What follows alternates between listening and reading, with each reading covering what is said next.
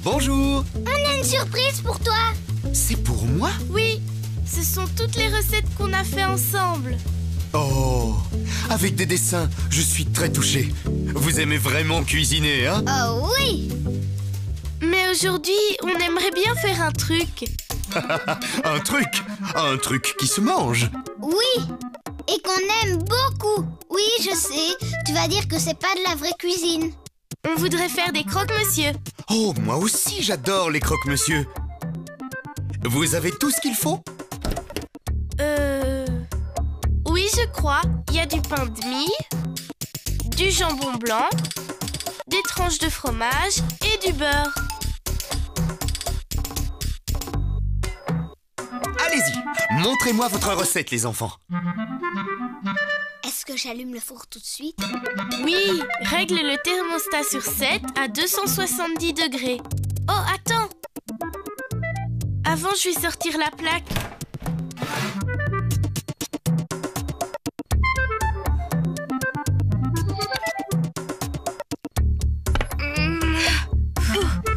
Tu vois, nous, on les prépare directement sur la plaque. Oui, moi aussi. Il faut qu'on en fasse un pour Michel. Vous avez assez de pain pour en faire plus? Pourquoi? Si vous voulez, on peut préparer un assortiment de croque-monsieur. Oh, génial! Comme ça, on en fait des différents et après, on les compare. 10 tranches, on peut en faire 5. Vaut mieux les espacer. Oh oui, sinon, elles vont rester collées. Avec quoi on fait le pain de mie? Avec du beurre et du lait. Un peu comme les brioches. C'est moi qui beurre, d'accord? Vous voulez une petite astuce? Quoi? T'as un secret même pour les croque-monsieur, Michel? Disons que c'est une petite ruse de chef. Je fais fondre le beurre et seulement en fin de préparation, j'y trempe les tranches de pain. On veut faire comme toi, Michel! D'accord, on va faire fondre 2 cuillères à soupe de beurre dans une petite casserole. Voilà, on met sur feu doux. On met le fromage directement sur le pain? Oui, et regardez, je vous ai préparé 2 autres sortes de fromage. Et il s'appelle comment? Il y a du comté et du cheddar.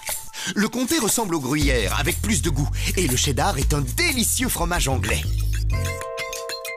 Ils sont meilleurs que ce fromage-là? Ils sont plus parfumés. Et le secret de la bonne cuisine, c'est la qualité des produits. On le sait. T'as vu comme il est beau notre jambon? Il sent super bon. Oh oui, j'ai remarqué. Et votre pain de mie aussi, il est moelleux. C'est le comté, celui-là. J'adore. Moi, j'aime les deux. On en fait 2 au comté, 2 au cheddar et un seul au fromage fondu.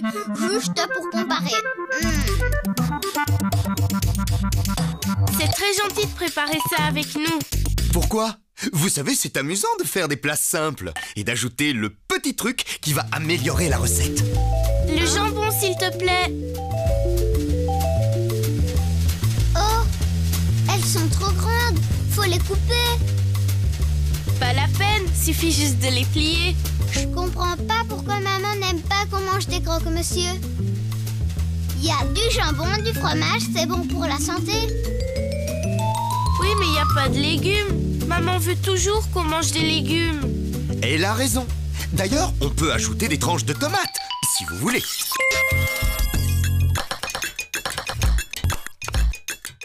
On peut également servir les croque-monsieur avec une salade verte. C'est délicieux. Ah, le beurre est fondu. Je mets encore des tranches de fromage. J'adore quand il y en a plein. Si tu veux en faire avec de la tomate, il vaut mieux que tu glisses la tranche entre les 2 couches de fromage. On fait un cheddar tomate et un comté tomate, d'accord? D'accord. C'est lequel le cheddar? Voilà! Les 2 du haut, c'est ceux au cheddar. En dessous, ceux au comté. Et le tout seul à droite, c'est celui au fromage fondu.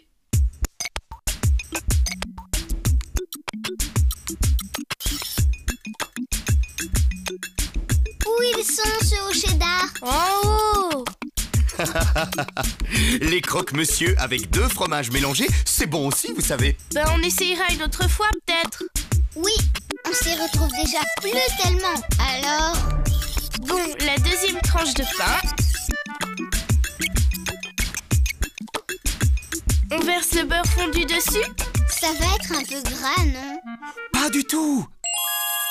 Le secret, c'est de beurrer les croque-monsieur avec un pinceau. On appuie légèrement sur le pain pour l'imprégner, mais sans mettre trop de beurre. Les croque-monsieur seront croustillants, sans être trop secs, ni trop gras. Tu m'en laisses, Prune? Tu feras l'autre côté si tu veux. On va les retourner pour beurrer la tranche du dessous.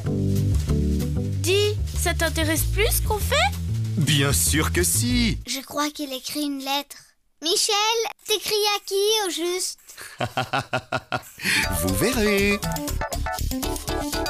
Ça y est, j'ai fini. Plus qu'à les mettre un quart d'heure dans le four et à nous les croques. Dans 8 minutes, on les retourne. Il faut qu'ils soient aussi dorés et croustillants des 2 côtés.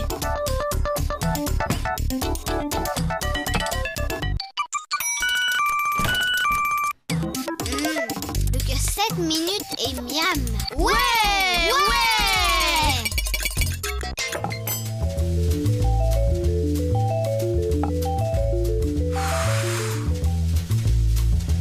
Lequel tu préfères, toi? Ils sont tous bons. On a oublié celui au fromage fondu. Attendez, ce n'est pas encore fini. On va faire un croque-madame. Wouhou! Et ça, c'est pour votre joli cahier de recettes. Ah, j'ai compris, c'est ça que tu faisais tout à l'heure. Oui. Et aujourd'hui, vous avez fait la recette et moi, je l'ai dessinée.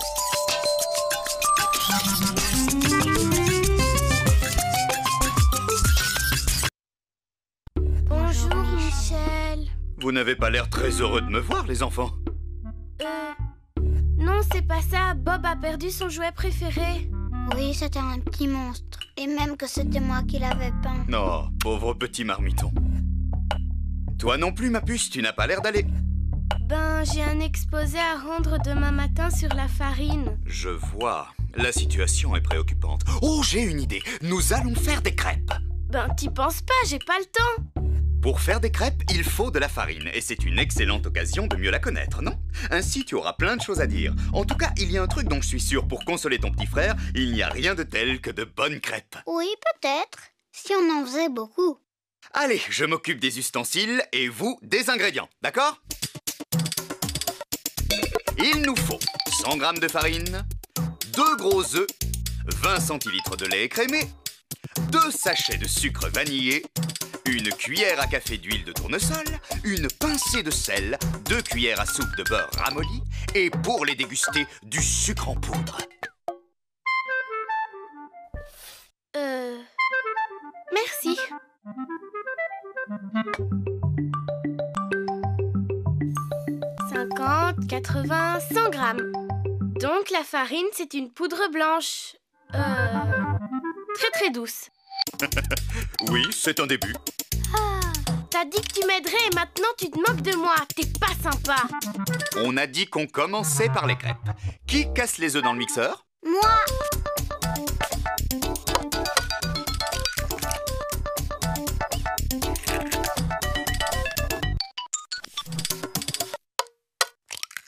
On ajoute 100 g de farine. Allez, petite princesse, vas-y. «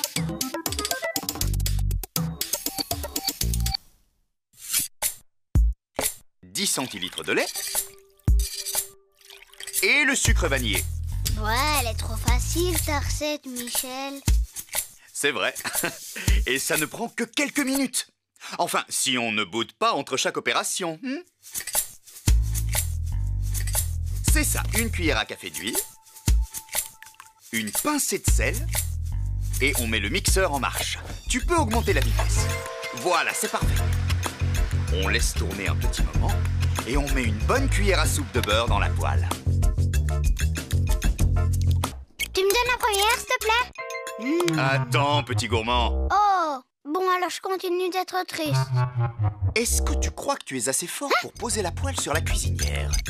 Bien, on tourne le bouton sur feu moyen. Elle vient d'où, la farine? des céréales. Ah, excuse-moi, le beurre est fondu. Tu peux aller ouvrir le mixeur. Et on ajoute 10 centilitres de lait. Et voilà, il n'y a plus qu'à mixer. Très bien, tu peux arrêter. Maintenant, on va filtrer cette jolie pâte. Pour réussir de belles crêpes, il faut une pâte lisse sans grumeaux.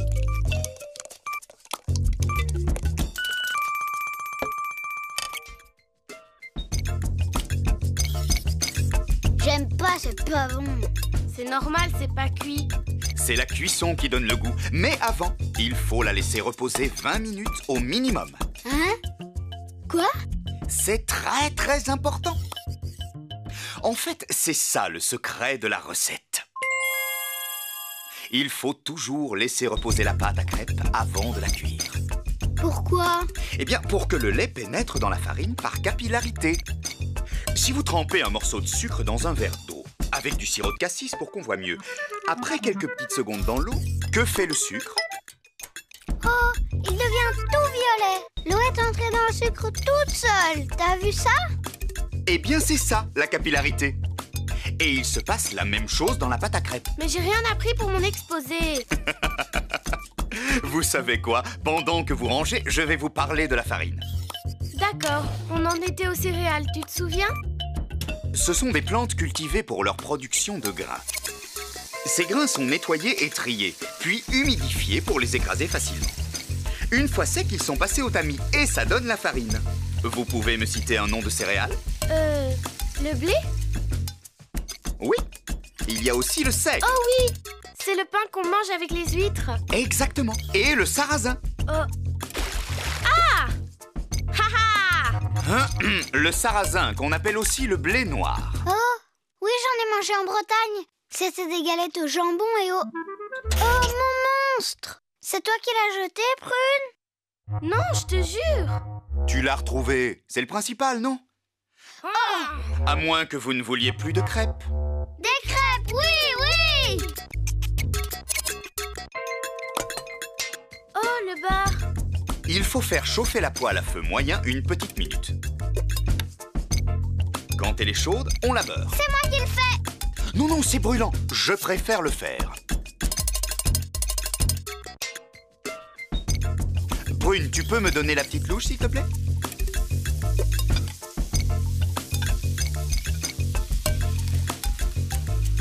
Tu l'étales bien pour que la crêpe soit de la même épaisseur partout? Exactement, sinon la pâte cuit plus à certains endroits qu'à d'autres. Est-ce que ça met longtemps à cuire? Seulement 2 minutes de ce côté. Et hop là! Et 1 minute de l'autre côté. Où est le grand plat?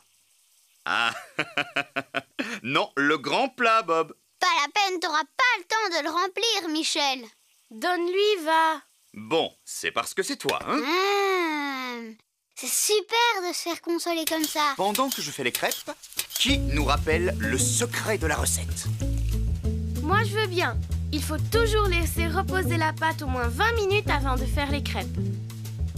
Pour que le lait pénètre dans la farine par capillarité. Il n'y a plus qu'à sucrer et à déguster. Mon cher assistant, si vous voulez bien.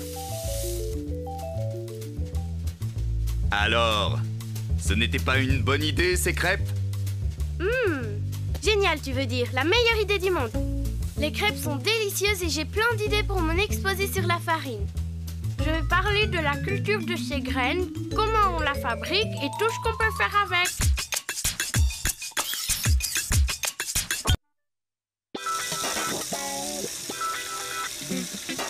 T'as oublié de nettoyer là? Oh!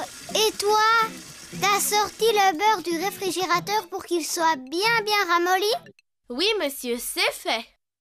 Michel a fait plein de petits dessins amusants pour nous expliquer la recette. Alors, un bol mesureur, un saladier, un fouet.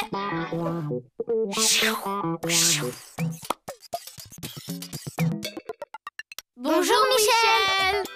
Vous êtes des assistants extraordinaires, les enfants. Tu sais, plus tard, je voudrais devenir chef comme toi. Tu es déjà un chef, Bob. Moi, j'aime bien voir les gens se régaler avec ce que j'ai préparé. Ça, c'est le secret des grands chefs. Aimer faire plaisir aux autres. Et qu'est-ce qu'on fait aujourd'hui? Un soufflé au fromage! Vous avez une petite idée de ce que c'est? Quelque chose au fromage qui gonfle? Oui, tu n'es pas loin. On va faire une sorte de crème au fromage qui va gonfler dans le four et devenir toute dorée. Ça, c'est de la magie! Prune, tu as la liste des ingrédients? Oui, pour 4 personnes, il faut 5 œufs, 20 centilitres de lait, 100 g de gruyère râpée, 2 cuillères à soupe de beurre ramolli, 1 cuillère à soupe de farine, sel, poivre. Qui allume le four? Moi! Je le mets à combien? Thermostat 6 ou 180 degrés. J'ai l'impression qu'il va falloir séparer les blancs des jaunes. Oui, mais attention, on met les 5 blancs dans le grand saladier et seulement 4 jaunes dans l'autre bol. On garde le 5e jaune au frais dans un petit récipient pour une autre préparation. Il faut toujours un blanc de plus que les jaunes dans les soufflés. C'est ça le premier secret. Pourquoi il faut un blanc de plus, Michel? Pour que le soufflé soit plus léger et gonfle mieux. On montera les blancs à la dernière minute. On va d'abord préparer la béchamel. C'est quoi? C'est une sauce qu'on fait avec de la farine?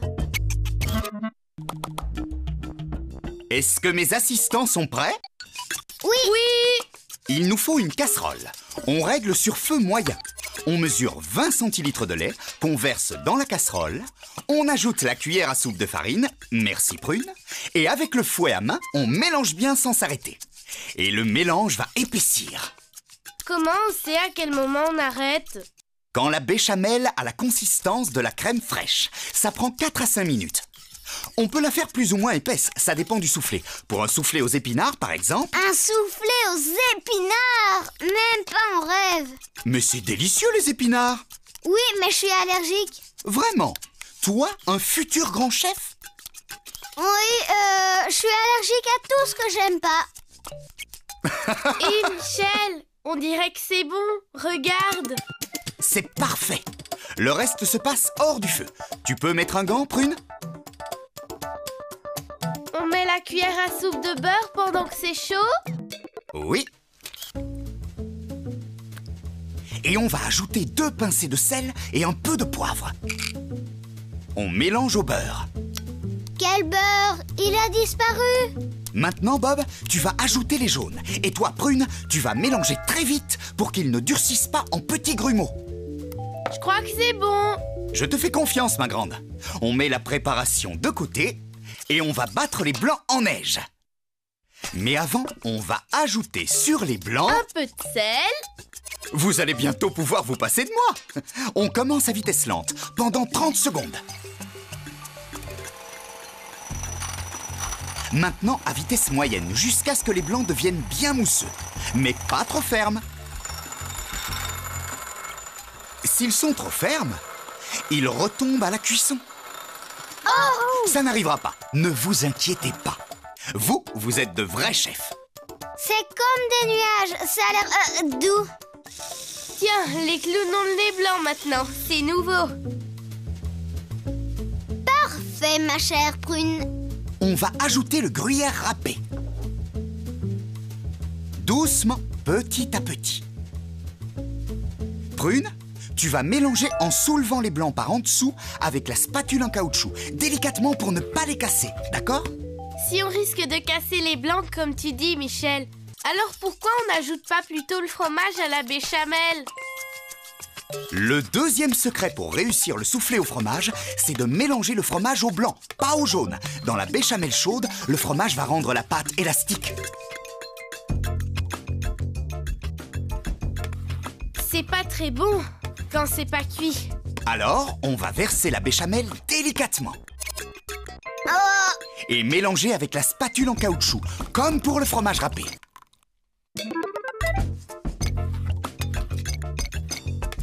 Voilà, c'est bien mélangé. Maintenant, il reste plus qu'à verser le tout dans un moule. Faudrait peut-être le beurrer quand même avant. Oui, on étale une cuillère à soupe de beurre ramolli dans un moule à souffler de 18 cm avec un pinceau alimentaire. C'est un pinceau qui se mange? Non, c'est juste un ustensile de cuisine. Insiste bien sur les côtés et le rebord intérieur. Parfait! Sinon, le soufflet ne gonflera pas régulièrement. On n'en a pas fait assez. C'est impeccable. Rappelez-vous que ça va gonfler. Il vaut mieux que le moule ne soit seulement rempli qu'aux 3/4. Il n'y a plus qu'à le mettre dans le bas du four préchauffé. Plus que 20 minutes de patience sans ouvrir la porte. Sinon, qu'est-ce qui se passe? Sinon il va complètement retomber. Il ne va même pas monter. Oh, Voilà, c'est prêt les enfants. Et si on rappelait les 2 secrets d'un bon soufflé?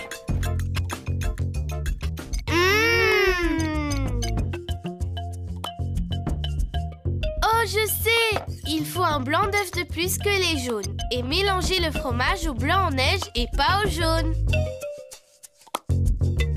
Oh, c'est magique! Ça fond tout seul dans la bouche. Pas besoin de mâcher.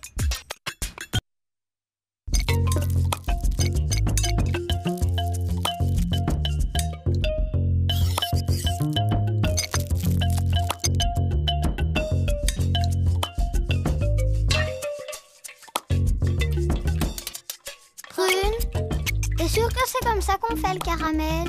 C'est Michel qui me l'a dit. Pour faire du caramel, il faut de l'eau. Bonjour les enfants. Qu'est-ce que bonjour. vous faites? T'as promis qu'aujourd'hui, on ferait des crèmes caramel. Alors, en t'attendant, on prépare le caramel. Ça ne va peut-être pas être très facile comme ça. Mais tu nous as dit qu'on faisait le caramel avec de l'eau. Oui, avec de l'eau et du sucre. Mais pas en mettant des bonbons dans l'eau froide. C'est malin. À cause de toi, j'ai plus un seul caramel maintenant. Ne t'inquiète pas, Bob. Il suffit de les laisser sécher et tu pourras les manger.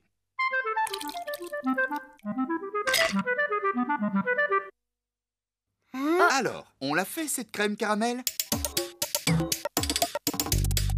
Ouais! Nous avons besoin de 10 œufs, 1 litre de lait, 240 g de sucre en poudre, un bâton de vanille, une cuillère à soupe d'eau et une pincée de sel. Et pour le caramel, 220 g de sucre en poudre, 2 cuillères à soupe d'eau et un quart de citron. Je vous propose de commencer par le caramel. Bob, tu peux mettre 2 cuillères à soupe d'eau dans une casserole moyenne.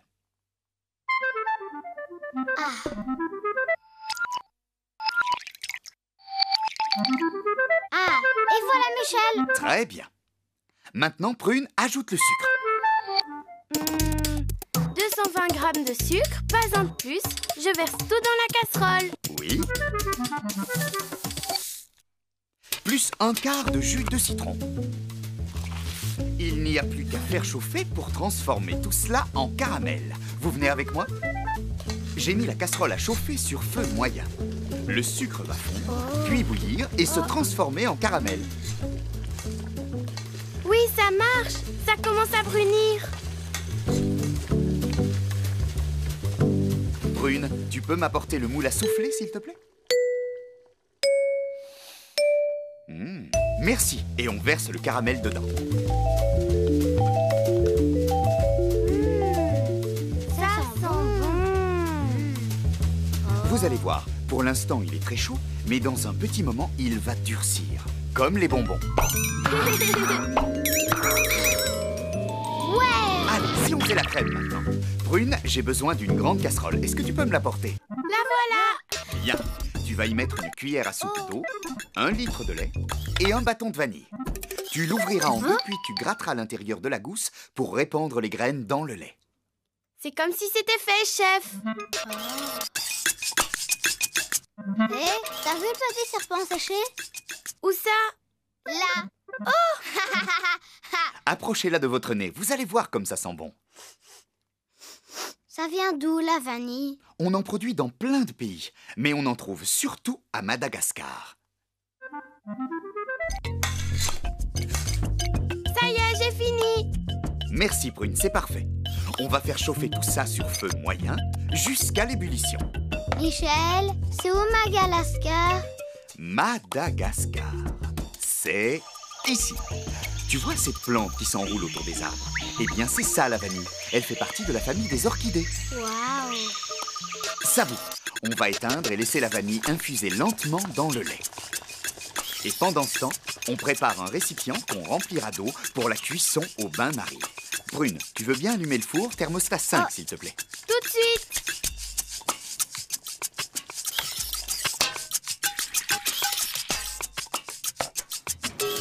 Et voilà. Bob, mon grand, tu veux bien casser 8 œufs entiers dans un saladier et ensuite rajouter 2 jaunes. Sûr.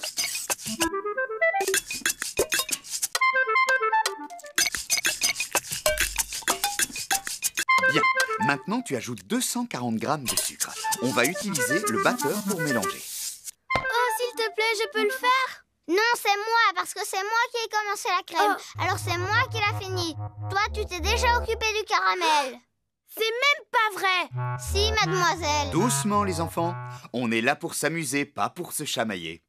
Prune, tu peux aller chercher le batteur. Tu vas battre la crème à vitesse moyenne pendant 2 minutes. Bob, je te prête ma montre. Et quand la trotteuse aura fait 2 fois le tour, c'est-à-dire 2 minutes, tu nous préviens, d'accord? C'est très très important. Tu es le maître du temps.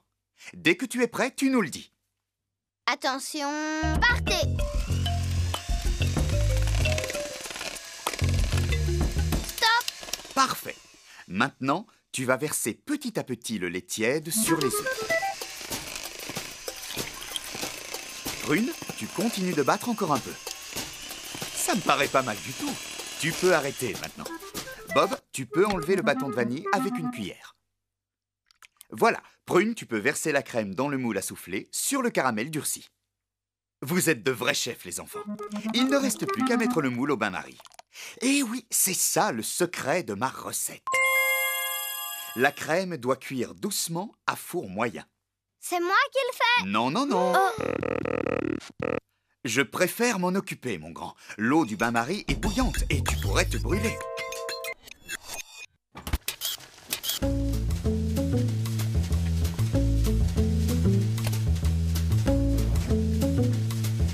Et voilà, la crème caramel sera prête dans 1h25. C'est super long. Ben, t'as entendu ce qu'a dit Michel? C'est le secret de la recette. Il faut que ça cuise doucement, tout doucement. Ça y est, c'est prêt? Oui, c'est cuit, mais la crème caramel doit se manger froide. On la fait refroidir à l'air libre avant de lui faire passer 3 heures minimum au réfrigérateur.